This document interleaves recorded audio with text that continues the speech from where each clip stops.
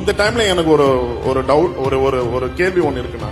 அதாவது ரொம்ப நாளா வந்து எஸ்டிஐடில வந்து கோச்சஸ் வந்து அப்பாயின்மெண்ட் பண்ணாம இருந்தாங்க.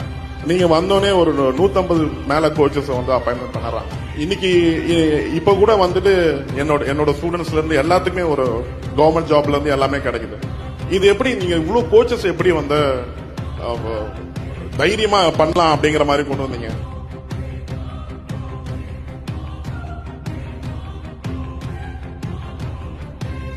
பல வருடங்களாக தான் நீங்க சொன்ன மாதிரி பல வருஷம் வந்து கோச்சஸ் அப்பாயிண்ட் பண்ணாமே இருந்தாங்க. நம்ம அரசு அமைஞ்ச பிறகு உடனடியா அதை செய்யணும் அப்படின்னு சொன்னோன்னே நீங்க சொன்ன மாதிரி கொஞ்சம் பயந்தாங்க.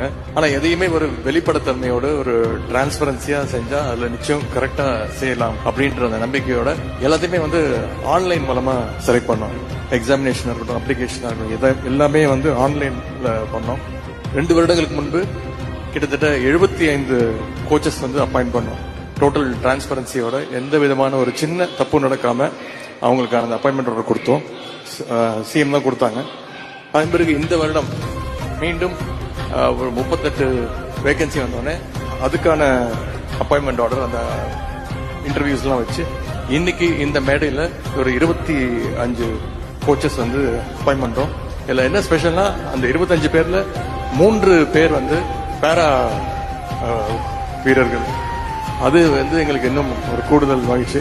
எந்த விஷயத்தை எடுத்தாலும் அதுல நேர்மையோடு அப்ரோச் பண்ணனா நிச்சயமா நம்ம என்ன நடக்கணும்னு அதை பண்றோமோ அது சாதிக்க முடியும்ன்ற நம்பிக்கை நம்மளுடைய துறைக்கும் நம்முடைய அரசுக்கும் இருக்கு. அதுதான் மெயின் ரீசன்.